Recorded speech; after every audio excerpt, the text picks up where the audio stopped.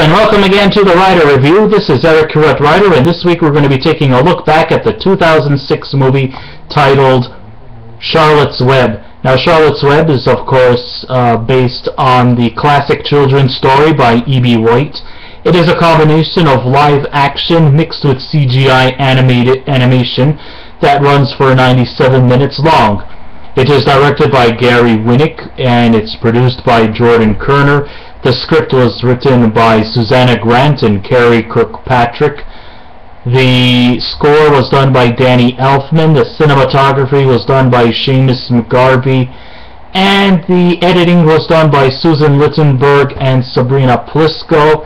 And it has a star-studded cast of voice actors, which include Julia Roberts, Dakota Fanning, Dominic Scott Kay, Steve Buscemi, Oprah Winfrey, John Cleese, Robert Redford, Cedric the Entertainer, Thomas Haden Church, Reba McEntire, and Kathy Bates.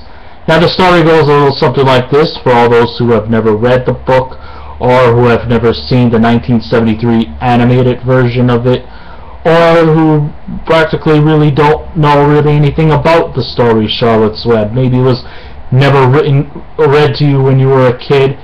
But here's how the story goes. On the arable farm, a sow just gave birth to 11 adorable piglets.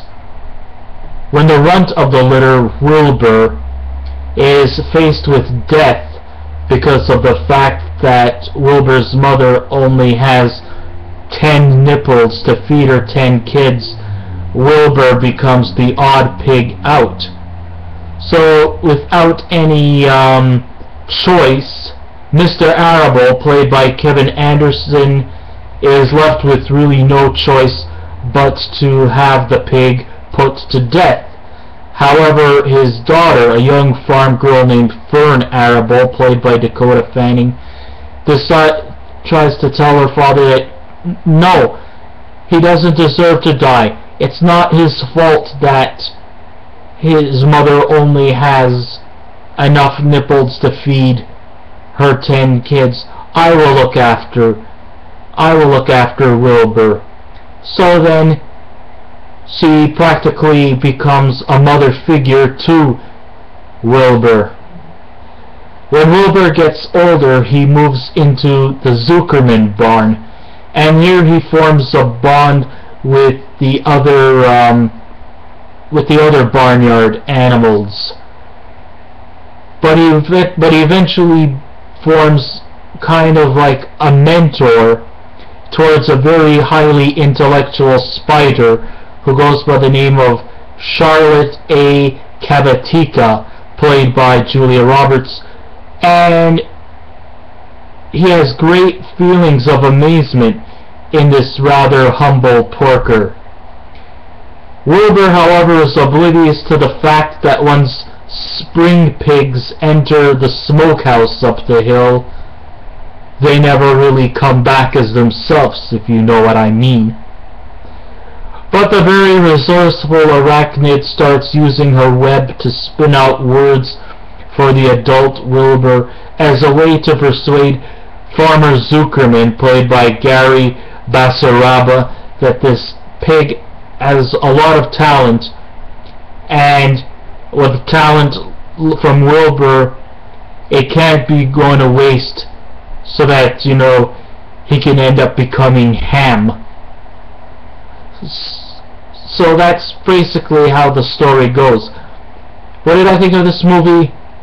I thought it was an adorable, innocent, and very likely adaptation with great animation from the barnyard animals. However, I just wished it would have been more like a live-action film.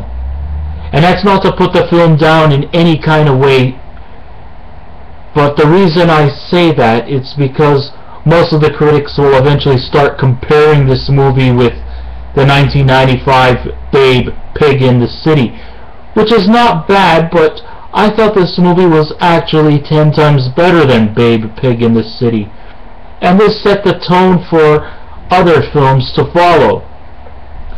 Sure, the 1973 Hanna-Barbera made a full-length animated film which featured the great talents of Debbie Reynolds and Paul Lynde and Henry Gibson, standard animation would have also been a real homage to E.B. White's classic children's story, which gives younger age demographics to the liberation to open their minds through the gaps where imagination is truly required.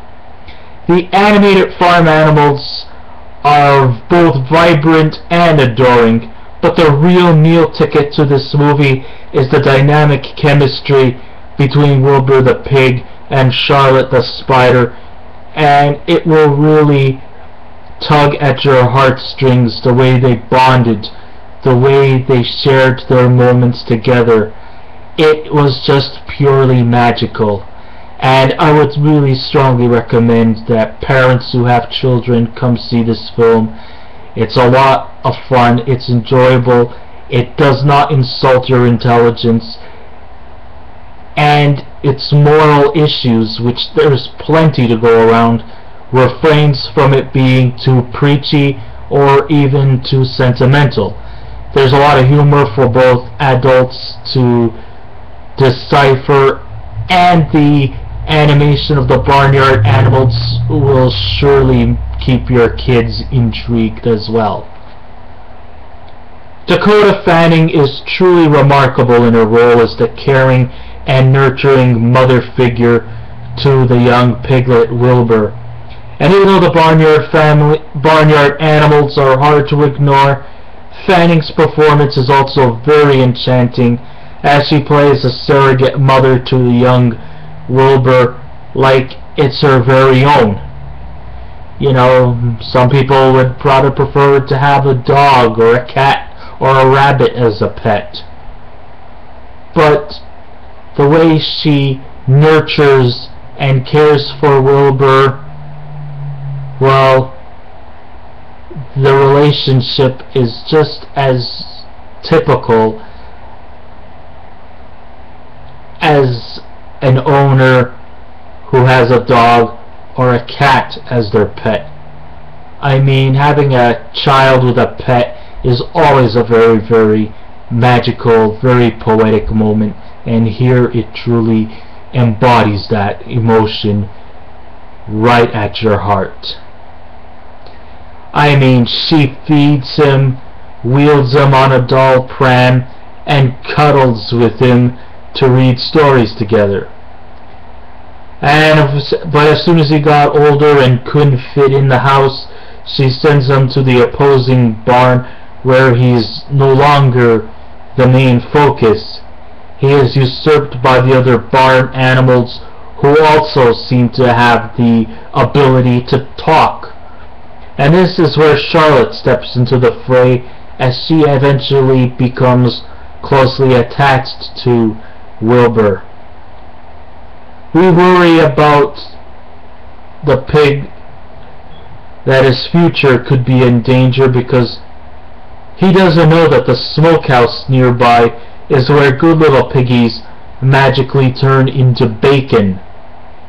But Charlotte tries to avoid this from happening by teaching the pig words by spinning her web, and trying to prove to Farmer Zuckerman that this pig is not just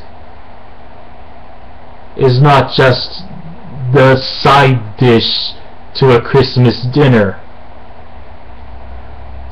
and to eventually win the hearts of the other barnyard animals.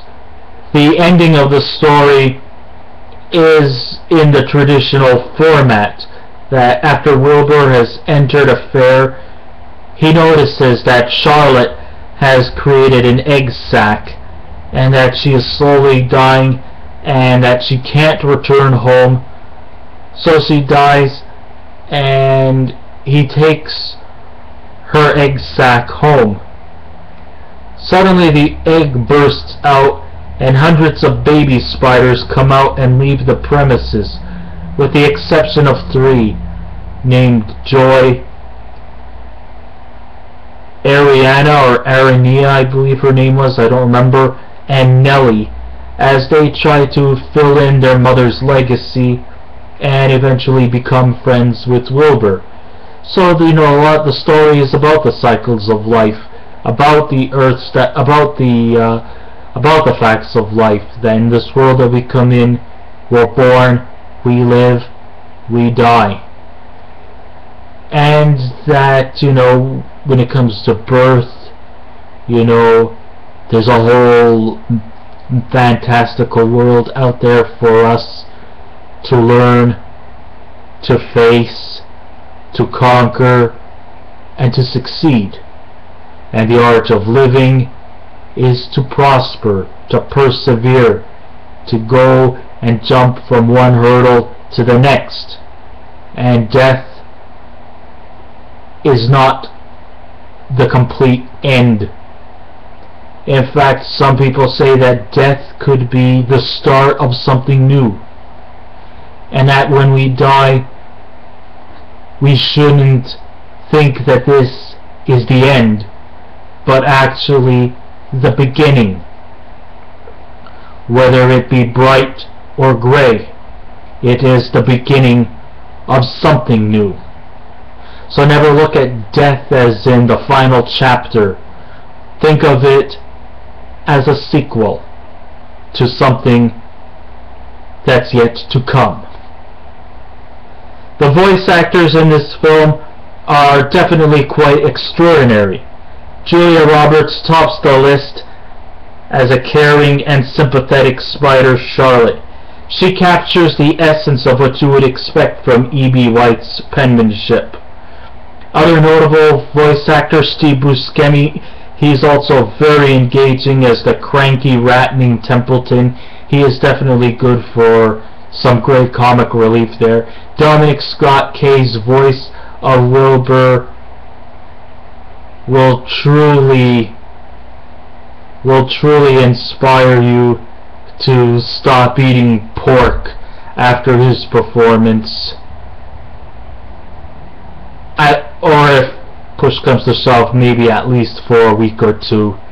Because let's face it, Wilbur the pig is so adorable, you probably would like to have him for a pet. And I do mean a pet. I don't mean to put him in the oven and to have him for a ham dinner, but to actually have him as a pet. He is just that adorable. Other strong notable voice performances come from veteran performers including Oprah Winfrey, John Cleese, Robert Redford, and the likes. They also turn in such great performances there as well. And they all seem like they're having a good time performing these characters.